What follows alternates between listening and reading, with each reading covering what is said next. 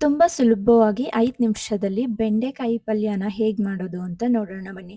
ನಾನು ಯಾವುದೇ ರೀತಿ ಮಸಾಲ ಪದಾರ್ಥವನ್ನ ಅಥವಾ ಯಾವುದೇ ಆರ್ಟಿಫಿಷಿಯಲ್ ಪೌಡರ್‌ಗಳನ್ನ ಮಸಾಲ ಪೌಡರ್ ಯೂಸ್ ಮಾಡದೆ ಹೇಗೆ ಮಾಡೋದು ಅಂತ ಹೇಳ್ಕೊಡ್ತೀನಿ.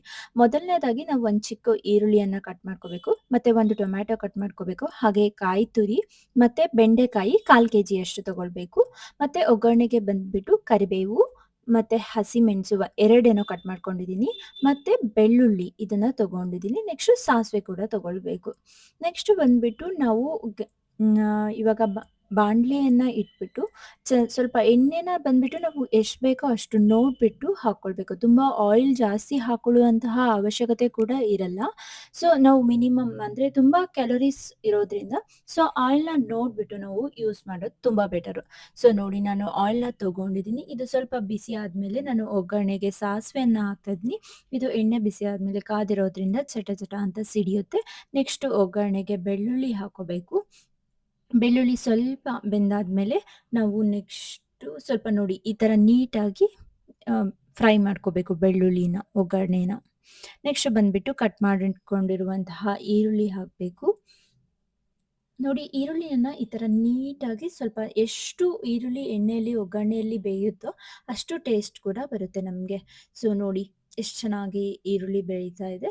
ನೆಕ್ಸ್ಟ್ ಸ್ವಲ್ಪ ಈರುಳ್ಳಿ ಬೆಂದಾದ್ಮೇಲೆ ನಾನು ಹಸಿಮೆಣಸನ್ನ ಈ ಥರ ಒಗ್ಗರಣೆಗೆ ಹಾಕ್ತಾ ಇದ್ದೀನಿ. ನೆಕ್ಸ್ಟು ಕರಿಬೇವು.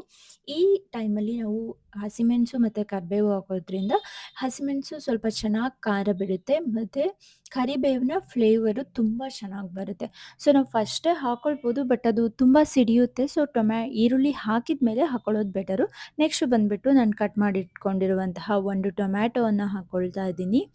ನೋಡಿ ಟೊಮ್ಯಾಟೋನ ಹಾಕ್ಕೊಂಡು ನೆಕ್ಸ್ಟು ಇದನ್ನ ಕೂಡ ಎಣ್ಣೆಯಲ್ಲಿ ಚೆನ್ನಾಗಿ ಬೇಯಿಸ್ಕೋಬೇಕು. ಸ್ವಲ್ಪ ಯಾವ ಥರ ಬೇಯಿಸ್ಕೋಬೇಕು ಅಂದರೆ ಸ್ವಲ್ಪ ಟೊಮ್ಯಾಟೊ ಬಂದ್ಬಿಟ್ಟು ಕರಗೋ ಅಷ್ಟು ಬೇಯಿಸ್ಕೋಬೇಕು. ಅಂದರೆ ಚೆನ್ನಾಗಿ ಬೆಂದ್ಬಿಟ್ಟು ಈ ಟೊಮ್ಯಾಟೊ ಮತ್ತು ಈರುಳ್ಳಿ ಸ್ವಲ್ಪ ಗೊಜ್ಜಿರುತ್ತಲ್ವ ಇದೇ ನಮಗೆ ಮೇಯ್ನಾಗಿ ಬೆಂಡೆಕಾಯಿ ಪಲ್ಯಗೆ ತುಂಬ ಟೇಸ್ಟ್ ಕೊಡೋದು. ನೆಕ್ಸ್ಟು ನಾನು ಕಟ್ ಮಾಡಿಟ್ಕೊಂಡಿರುವಂತಹ 1/4 ಕೆಜಿ ಬೆಂಡೆಕಾಯಿನ ಹಾಕ್ತಾ ಇದ್ದೀನಿ. ನೋಡಿ ನಾವು ಬೆಂಡೆಕಾಯಿನ ನೋಡ್ಕೋಬೇಕು. ತುಂಬ ಎಳೆದಿದ್ರೆ ಇದನ್ನ ಸ್ವಲ್ಪ ಹಾಗೆ ಎಣ್ಣೆ ಏನು ಹಾಕ್ದೇನೆ ಬಾಣಲಿಯಲ್ಲಿ ಫಸ್ಟು ಸ್ವಲ್ಪ ಸಾಲ್ಟ್ ಹಾಕ್ಬಿಟ್ಟು ಹುರ್ಕೋಬೋದು. ಅದು ತುಂಬ ಅಂಟಂಟ್ ಅನ್ಸುತ್ತಲ್ವಾ? ಅದೆಲ್ಲ ಲೋಳೆ ಇರೋವಂಥದ್ದು ಹೋಗುತ್ತೆ. ಇಲ್ಲ ನಾವು ಬೆಂಡೆಕಾಯಿ ಸ್ವಲ್ಪ ಬೆಳೆದಿದೆ ಅದನ್ನೇನು ಆ ಥರ ಮಾಡೋದು ಬೇಡ ಅಂದರೆ ಈ ಥರ ಬೆಂಡೆಕಾಯಿನ ಡೈರೆಕ್ಟಾಗಿ ಹಾಕ್ಕೋಬೋದು. ನೆಕ್ಸ್ಟ್ ನಾನು ಸ್ವಲ್ಪ ಅರಿಶಿಣದ ಪುಡಿಯನ್ನು ಆ್ಯಡ್ ಮಾಡಿದ್ದೀನಿ.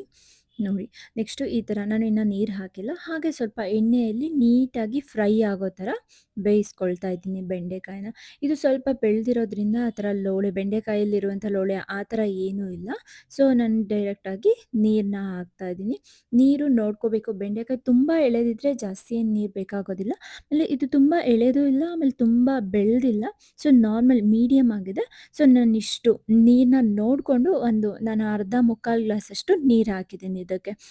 ನೆಕ್ಸ್ಟ್ ಬಂದ್ಬಿಟ್ಟು ರುಚಿಗೆ ತಕ್ಕಷ್ಟು ಉಪ್ಪು ಹಾಕ್ಕೊಳ್ಳೋದು.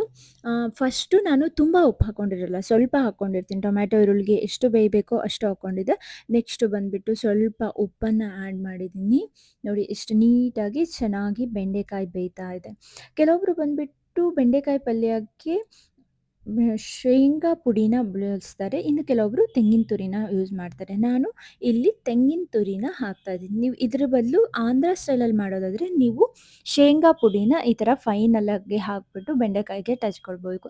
ಆ್ಯಕ್ಚುಲಿ ನಮಗೆ ಇಲ್ಲಿ ಕರ್ನಾಟಕ ಸ್ಟೈಲಲ್ಲಿ ಕೊಬ್ಬರಿ ತುರಿ ಅಥವಾ ಕಾಯಿ ತುರಿನ ಯೂಸ್ ಮಾಡಿದ್ರೆ ತುಂಬ ಚೆನ್ನಾಗಿರುತ್ತೆ. ಒಂದ್ಸರಿ ಟ್ರೈ ಮಾಡಿ ನೋಡಿ ಇದನ್ನು. ಇಲ್ಲ ನೀವು ಆಂಧ್ರ ಸ್ಟೈಲಲ್ಲಿ ಮಾಡೋದಾದರೆ ಶೇಂಗಾ ಪುಡಿ ಕೂಡ ಇದಕ್ಕೆ ಹಾಕ್ಕೊಳ್ಬೋದು. ನೆಕ್ಸ್ಟ್ ಬಂದ್ಬಿಟ್ಟು ನಾನು ಸ್ವಲ್ಪ ಕೊತ್ತಂಬರಿ ಸೊಪ್ಪನ್ನ ಕಟ್ ಮಾಡಿ ಇಟ್ಕೊಂಡಿರುವಂಥ ಕೊತ್ತಂಬರಿ ಸೊಪ್ಪನ್ನ ಅದ್ರ ಮೇಲೆ ಹಾಕ್ಬಿಟ್ಟು ನೆಕ್ಸ್ಟು ಚೆನ್ನಾಗಿ ತಿರುಗಿಸ್ಬಿಟ್ಟು ಆ ನೀರು ಸ್ವಲ್ಪ ಡ್ರೈ ಆದ್ಮೇಲೆ ಆಫ್ ಮಾಡ್ತೀನಿ. ನೋಡಿ ಕೊಬ್ಬರಿನೂ ಅಂದರೆ ಕಾಯಿ ತುರಿನೂ ಸ್ವಲ್ಪ ಹಾಲು ಬಿಟ್ಕೊಳ್ಳುತ್ತೆ. ಸ್ವಲ್ಪ ಬೇಯಿಸ್ಕೊಂಡ್ರೆ ಒಂದು 1 ಮಿನಿಟ್ ಅಷ್ಟು ಬೇಯಿಸ್ಕೊಂಡ್ರೆ ತುಂಬ ಚೆನ್ನಾಗಿ ನೋಡಿ ರೆಡಿ ಆಗಿದೆ ಬೆಂಡೆಕಾಯಿ ಪಲ್ಯ.